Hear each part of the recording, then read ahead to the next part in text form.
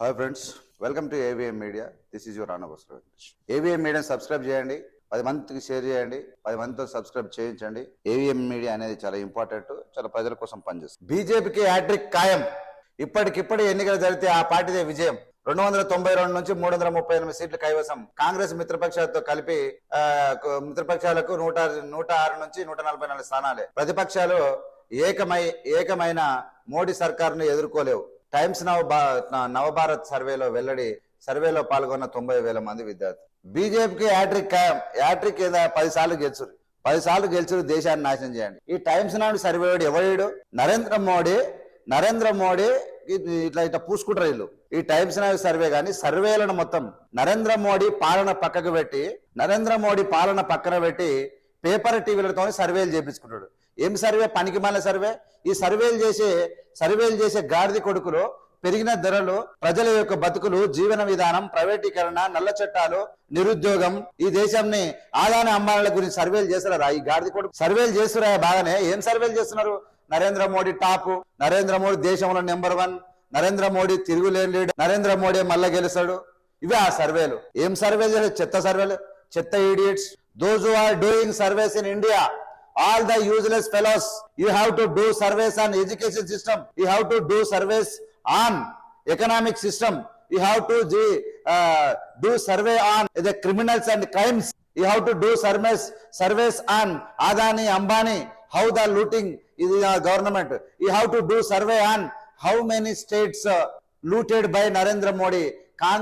Congress, all the Congress government dismantled the Narendra Modi.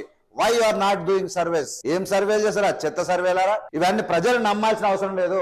Narendra Modi Gujarat లో ఉన్న ముఖ్యమంత్రిగా ఉన్నప్పుడు గానీ, ఇప్పుడు భారత ప్రధానమంత్రి అయినాక గానీ పేపర్ టీవీలను నమ్ముకొని బతుకుతున్నాడు. వాళ్ళతోని సర్వేలు ఉత్తగానే చేపిస్తాడు కానీ ఉత్తగాని ఫేక్. ఎన్నికల ఎన్కౌంటర్ జరుగుతాయి. ఎన్నికల ముందు ఈ పుల్వామా దాడులు జరుగుతాయి. ఎన్నికల ముందు ఏమేమో జరుగుతాయి. ఇవి వీళ్ళ కథలు. ఏం సర్వే? ఇప్పటికిప్పటి ఎన్నికలు నేను ఏమంటున్నా అంటే, సర్వేలు చేసేటప్పుడు ఈ సర్వేలు చేసేటోనికి ఈ దేశ బతుకుల గురించి తెలియదా? సర్వేలు చేసినప్పుడు కరోనా చావులు గుట్టలు నజరాడడం అన్నప్పుడు మీరు సర్వేలు చేయలేదా? ఏం సర్వేలు చేస్తారు మీరు? టైమ్స్ నవ్ ఏం సర్వే చేస్తాడా? టైమ్స్ నవ్ అనేది మోడీని పట్టుకొని నాకుతుందని అందరికి తెలుసు. ఆ సర్వే అంతకన్నా సర్వేలు ఇంకా ఎక్కువ చేయలేరు. ఎందుకు నరేంద్ర మోడీ 3వ హ్యాట్రిక్ గెలుసు? దమ్ముండి చెప్పమని. Idiots. Those are making surveys in India. Third time. How it is possible? The thrice it happened, first, second, twice and thrice. How it will possible? ఏంది? On what basis is going to farm? ఏ ప్రకారంగా గెలిచాడా నరేంద్ర మోడీ ఎందుకు గెలిచాడో దమ్ముంటే ఏ TV channel అన్నా through out the India, if any channel ready to say the answer, I will come and talk, I will participate in debate. On what basis? You should elect as a prime minister thrice, it may be 5 times he elect also, no problem. But what is the use of the people of Telangana, people of India? 400 cylinder has become 1200.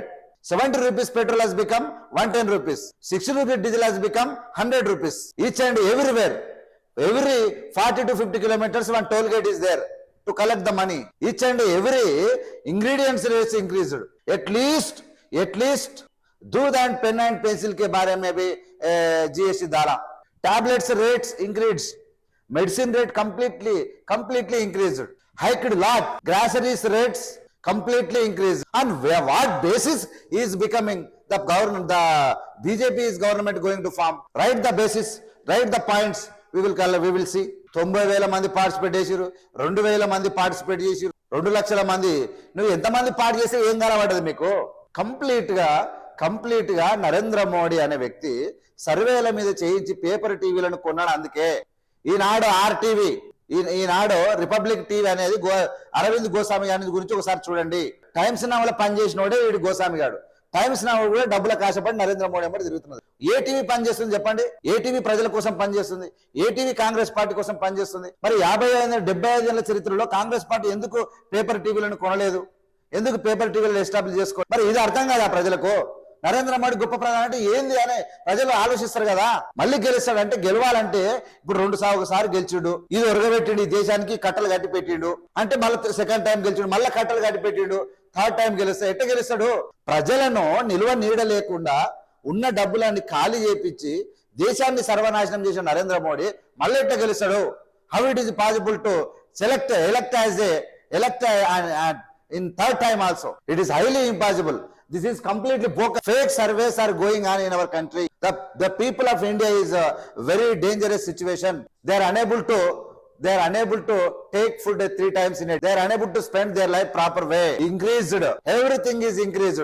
It has become very laborious to the country. People of India. అయినా మళ్ళీ గెలిస్తే సిగ్గులేని ఈ రాతలు రాస్తా ఉంటారు. ఎవరు నమ్మాలన్నా మిమ్మల్ని అందరినీ? ఇప్పటికిప్పుడు ఎన్నికలు జరిగితే ఆ పార్టీ గెలుస్తుంది. మరి రేపు జరిగితే, ఒక నెల తర్వాత జరిగితే ఎవరు గెలుస్తారు అది చెప్పు? టైమ్స్ నావు నీ పనికిరాని సర్వేలు. Let them come and take interview with మీ.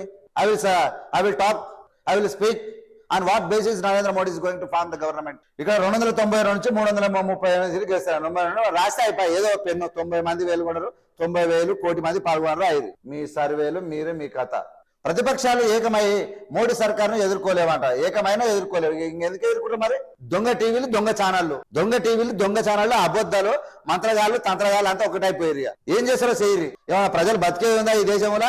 ఏమైనా ఎవరికైనా గౌరవం వచ్చేందా? ఎవరికి ఆధారం పడి ఏ కొడుకు తింటారో, ఎవరు తింటారో, ఎక్కడ పోతారో, ఏం కథనో ఉన్న కాడికి అమ్మి బ్యాంకులను ప్రైవేటీకరణ చేసి దేశం మొత్తం లూటీ చేస్తుంటే ఈయన మళ్ళీ గెలుస్తారంట.